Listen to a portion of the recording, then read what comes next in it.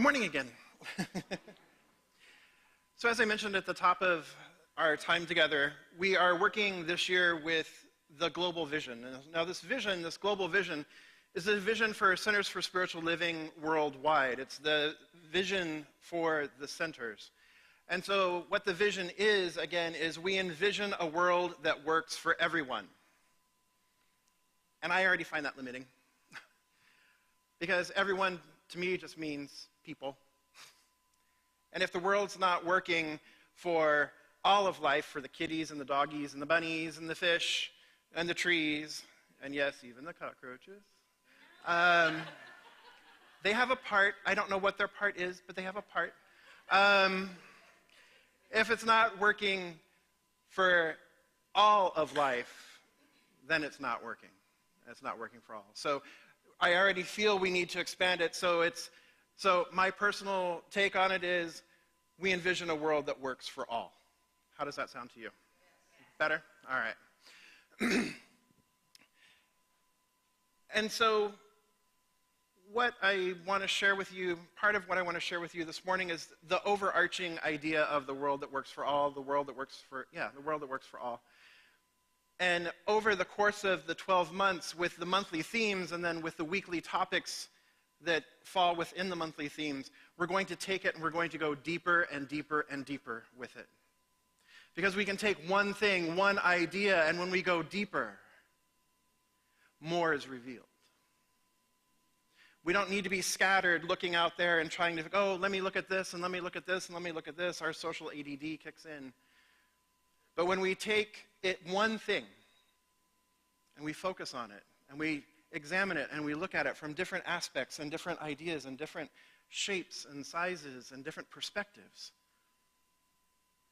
we go deeper, and we tap into the well of consciousness that is flowing at the heart of everything. That well of consciousness is what some of us call God, others call Spirit, the universe, Allah, Vishnu, or any other name you want to call the divine. And we can tap into that. So collectively, as a center and as a movement, the New Thought movement, as a movement of Centers for Spiritual Living, we're all doing this together. For where two or more are gathered in my name, I am in the midst of thee. Wow. We have 200 here gathered together today. We have 120 centers plus gathered today, all looking at very similar ideas, all looking at the same concept of a world that works for everyone. And not only today, but all year long. What a gift that is for us, to be able to spend this time together in holy communion, in holy community, communion being coming together as one. And that's what we teach here, right? A world that works for all. There's only one. God is all there is. Spirit is all there is. We firmly believe here in Centers for Spiritual Living, in this faith and philosophy, that there truly is only one. There is no other, there is no separation, there is no something else. We affirm and we claim to affirm and we claim to know and we claim to believe that there is only one. One. And yet we live in this human scene, we live in this human world where we are tempted to believe something else. We're tempted to believe in two. We're tempted to believe in the other. We're tempted to believe in that duality. The pairs of opposites. The pairs of opposites are beautiful. Without pain, I cannot know true joy and love. Wow. When my father died, I didn't know this was going to happen, so here we go. For most of my life, there was great pain around my father, and the issues that I had around him. But then when he passed away, I also recognized the great love that I had for the man too.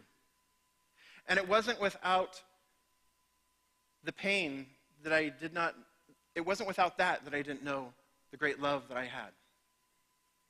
He's the one person on the planet that I can absolutely now say, I love unconditionally, without any condition whatsoever. And so when we're in sorrow, in times of sorrow, and we're feeling great sadness, it's because of the great pain, or it's because of the great love, rather. It's because of the great love that we've felt for another. So what a wonderful, wonderful thing. Pairs of opposites are okay.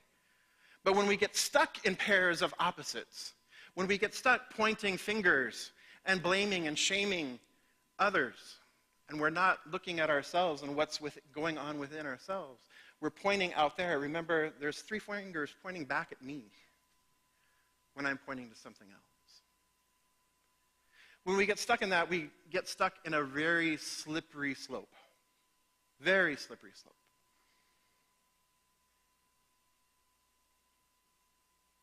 We get stuck into the victim consciousness. We see somebody else as being other, outside of ourselves. They're the problem. That's the problem. That issue has no solution because they're standing in the way. Right? We see it all over the news right now. All over the news right now. It's crazy. How much blaming and shaming and finger pointing and the fear and the fear-mongering that's continuing to go on. And what this is this is a symptom of what's called the breaker consciousness, breaker society. When we think about creating a world that works for everyone and the vision of the world that works for everyone, there's a wonderful book here called Creating a World That Works for All. It's by Sharif Abdullah. And leaders in the New Thought movement have been familiar with him and with his work for quite a while. And when we say we envision a world that works for everyone, it kind of comes from there. It came through the process of visioning, but it also comes from there. So I want to back up just a second, and I'll get back to the breaker consciousness and the breaker society in a moment.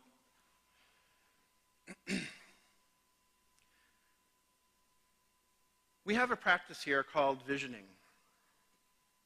And visioning is one of the spiritual practices that is similar to meditation. It's similar to a contemplative meditation, but yet it's an opportunity to sit back and open and receive and listen to what is the highest idea in the mind of spirit for whatever is going on, for our lives, for the center, for the world. So what is the highest idea? We open and we sit with that. And we ask a series of questions, that being the first one, what's the highest idea? Another one that we ask is, what must I release, or what must be released for this vision to unfold? What must be embraced? And then is there anything else? Those are the 4 major ones, and there's some refining questions that can often happen during visioning as well. And so the way Ernest Holmes saw it, and the way it is written in the Declaration of Principles, or some of you may know it as the What We Believe statement, he writes, "We believe the ultimate goal of life is complete emancipation from all discord of every nature, and that it is sure to be attained by all." So again, we believe the ultimate goal of life is the complete emancipation from all discord of every nature, and that it is sure to be attained by all. Another way of saying that is a world that works for all. Right? So what does the vision look like? Well, according to Sharif, a world that works for all has 4 components. First and foremost, inclusivity. We must have inclusivity. We can't continue seeing the other. We have to have an inclusive society, an inclusive culture, an inclusive way of thinking. We also have to have enoughness in the world. If the world is going to work for all, there has to be a sense of enoughness. There also has to be a sense of exchangeability. Exchangeability means that I can take your place and you can take my place, and while it may not be the most comfortable, we're okay with it. And then the fourth is that the system, whatever system is in place, has to be of common benefit to all. And so this is what he's working with. This is what the global vision, this is what a world that works for everyone would look like. So with the enoughness, that means all of Maslow's needs are being met. Shelter, water, food, recreation, entertainment, transformation, personal growth, spiritual growth. All those are being met to some degree, to some level, but they're being met. Exchangeability, like I said, I get to change places with you, you get to change places with me. And this applies to anyone. So if I were to change places with a 4-year-old refugee from Syria, would the world be working for me? Would I have enough food? Would I be okay in that situation? And is the system working? We can apply it to any global issue or any domestic issue and apply these 3 things. Is there enough? Can I change places? And is the system working for all of us in the common good? Not only do we apply it to the issues, but we can also apply it to the solutions. So what is the solution to that? If the solution also does not propose enoughness, does not propose exchangeability, and does not work for the common benefit of everyone, then it's still working within a separate breaker society.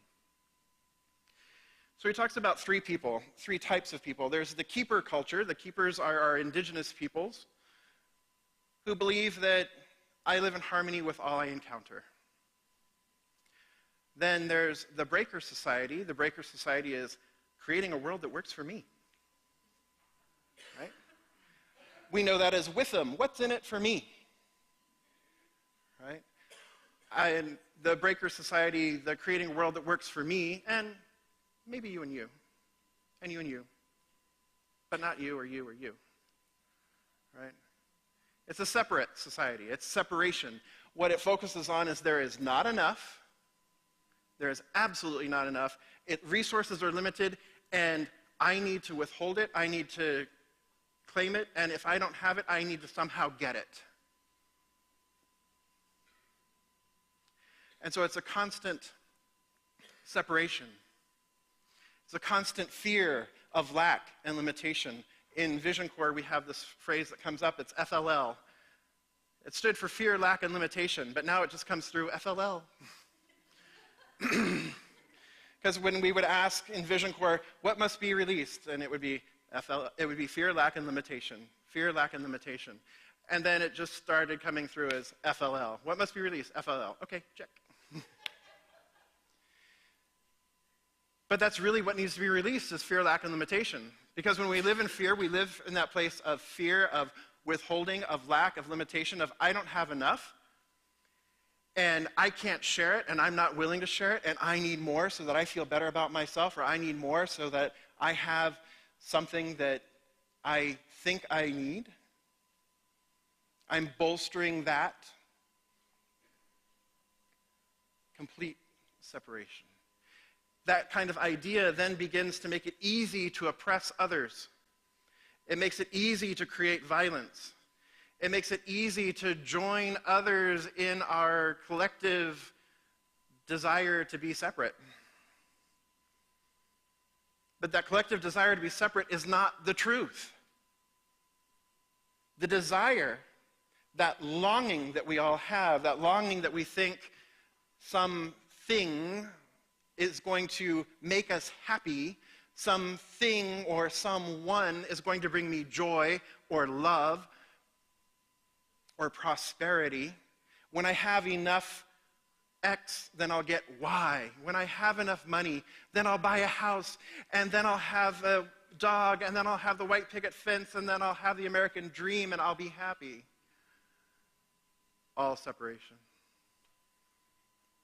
That's not what makes us happy. Chasing that American dream, if you will,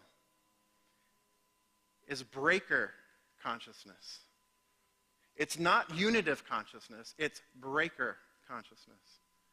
It's the consciousness that keeps us separate. It's the consciousness that keeps us trying to catch up with the Joneses. The truth is unitive, that there is only one. And that when I focus my attention and I bring my attention, when I seek nothing but the kingdom of God, which is conscious union with God, when I seek nothing but the kingdom of God, all things are added to me. And I'm not searching for the kingdom of God so that I can get stuff. Because when I have the kingdom of God, when I go within and I feel that numinous presence, I feel that direct experience of the divine, then nothing else need be added. I'm good right where I am. I have enough. I am enough. And you are enough. And Muslims are enough. Donald Trump is enough.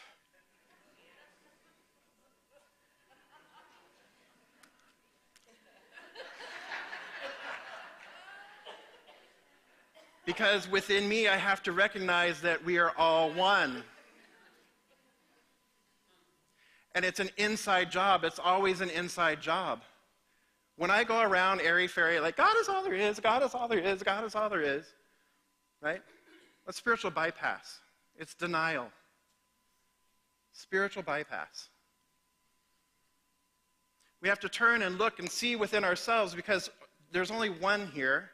Change only happens within here. Be the change you wish to see in the world. Let there be peace on earth, and let it begin with who? Me. So the change that we're wishing to see, the trajectory at which we would like to be going in, starts here, and it's an internal change. It's an internal work. So every time I look out there and I am all like in here going, namaste, namaste. And then I get in the car and the guy cuts me off and I'm like, you apple core.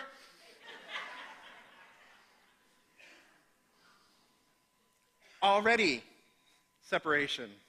In here I'm like, I recognize the divine in you. And out there I'm like, ah. Right?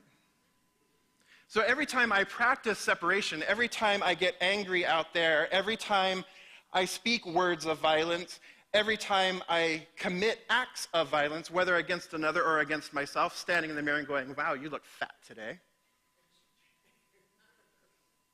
Every time I do that, I'm contributing to the consciousness that allows ISIS to happen.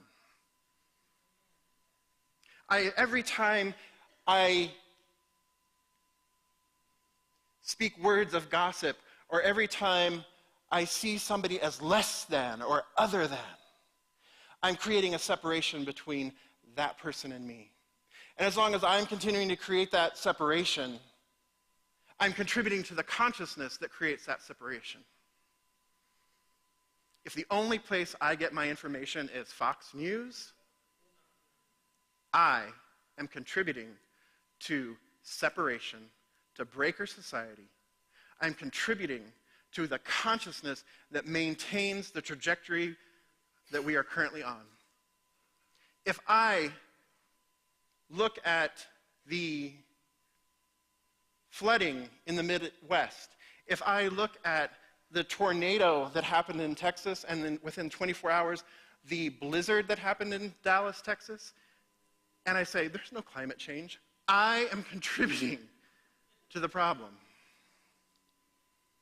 But the problem is not Donald Trump. The problem is not immigration. The problem is not illegal immigrants, if you will. The problem is not Islamic terrorists. The problem is not any of those things.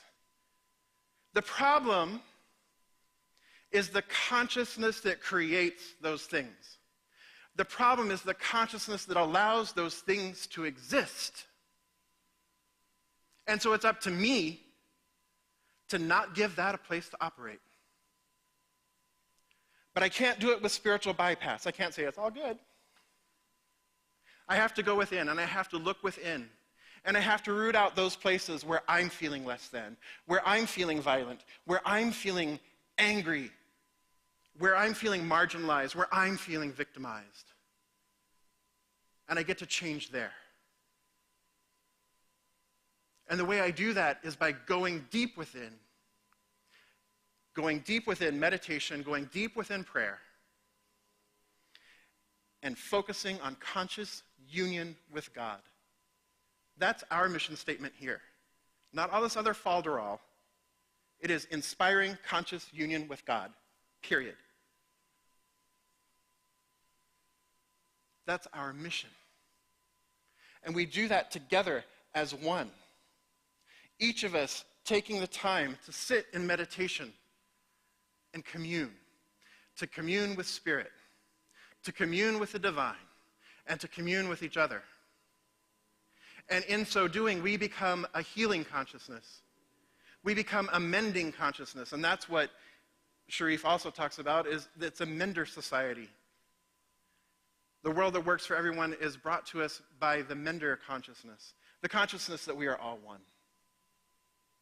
The consciousness that we practice enough, enoughness. The consciousness that we recognize that there are more than enough resources in this world for everyone.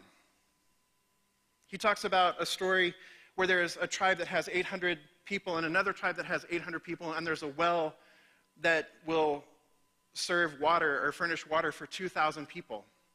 And as long as the tribe that's 800 people and the tribe that's 800 people are both sharing that well, it's a win-win-win. That tribe wins, and it's regenerative. The earth wins as well. But the minute one tribe decides, you know what? I want all of it. And you can't have it, and I have guns. It's not that we don't have enough.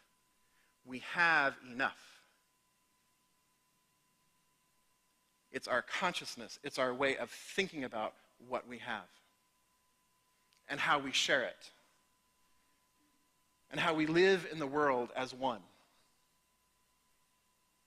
And so if praying for princes, palaces, and parking spots is great, and it's training wheels. It's training wheels. Praying for more goodies is changing a condition, but it's still training wheels. It's what builds our faith, and it is faith that we need to build. And it builds our faith when we demonstrate small things or even larger things. But those things are not enough. If you think the thing is enough, you're continuing to participate in separation. Continuing to participate in that consciousness that something out there will make me whole, full, and complete. Truth is, you're already whole, perfect, and complete. That's the truth. And so we go within. We go within and commune. And say, use me. We surrender. And as we surrender and surrender and surrender, and we practice the enoughness, we practice inclusive compassion. Compassion for our fellow human beings. Recognizing that I am you and you are me. And if we were to switch places, I would be okay with that. Seeing each other for who we really are. The divine. Incarnate. What I'd like for you to do at this moment is just turn and look at somebody next to you. And just look in their eyes for a moment.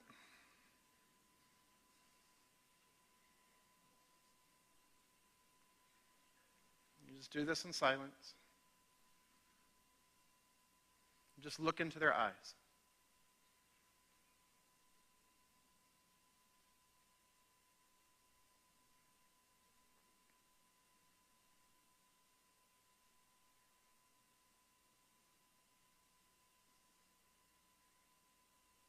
When I look in your eyes, I see the beloved.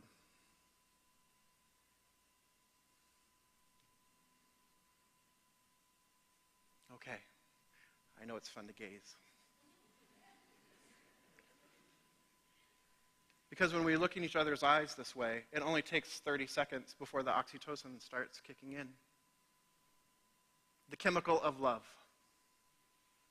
And when you look in each other's eyes, and you see yourself and you see the spirit of who's in there reflected back. You can't hate them. You can't be violent toward them. We're creating a consciousness, a shift in consciousness that not only gets rid of the problem, or not only gets rid of the issues, but gets to the root of it and gets rid of the problem, which is separation.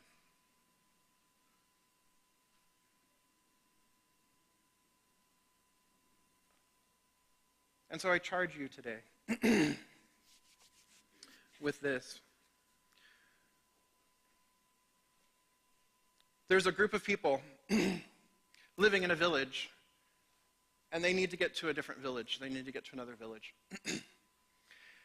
And some of them are sharpening their swords so that they can eventually cut through the grass. But they're sharpening their swords. They're sharpening their swords. They're sharpening their swords. They keep sharpening their swords. And they keep sharpening their swords. And they keep sharpening their swords. Another group is out on the path, blazing a trail, if you will, blazing a path to the new town or the new village. And they're making very slow progress. Some of them are having to use dull instruments or ripping it with their bare hands, and they're trying and they're trying and they're trying to get to the new place. When we look at this, both are wanting change. Both are trying to effect change. One is by sharpening their swords. The other is by working the path. But when you talk to the ones sharpening their swords, our swords are not sharp enough. Our swords are not sharp enough. When you talk to the other ones, it's like, why don't you stop and sharpen your sword? Stop. What are you talking about? Stop. I can't stop. I have to keep going. Both are wanting change. But neither way will get them to where they really need to be. So here we are in Centers for Spiritual Living. The old way for Centers for Spiritual Living has been to sharpen our swords. I'll sit, and I'll sit, and I'll pray, and I'll pray, and I'll pray, and I'll sit, and all the work is done in consciousness. And I sit. And then the other ones are the social activists out there ripping stuff up, trying to make their way, blazing. But this is the same consciousness that kind of creates the problem in the first place. It's an us versus them. What we need is we need to blend the two. So what I call to you here today, peoples of Center for Spiritual Living, we have to keep our swords sharp. And we have to keep sharpening them. But we also have to get out on the path and do something. Do something. We have to do both. We can't sit in our kumbaya bubble. We have to get out there too. And it doesn't mean using the same consciousness that creates the whole thing. We've sharpened our swords. We get to go out there knowing spiritual truth, knowing that we are one, knowing that that there is only one. And we get to bring that level of consciousness to the work that we do in the world, for that truly is our work in the world. Both and. So Ernest Holmes shares this.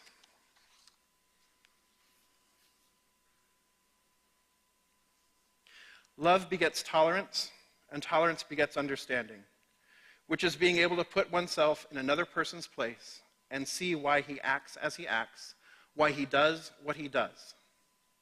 Thus, love can create a better world in which to live. It is the one power which can and must bring peace to a changing world. So are you with me? Are you willing to create a world that works for everyone? You're willing to release those things that no longer serve us. Willing to release the ideas of separation, of division, of duality, of not enough. Yes. Are you willing to embrace a culture of one? A culture of love? A culture of inclusivity? A culture of enoughness and abundance. Yes. Amen. So let's come together in consciousness. I invite the ministry of prayer to stand and surround the sanctuary.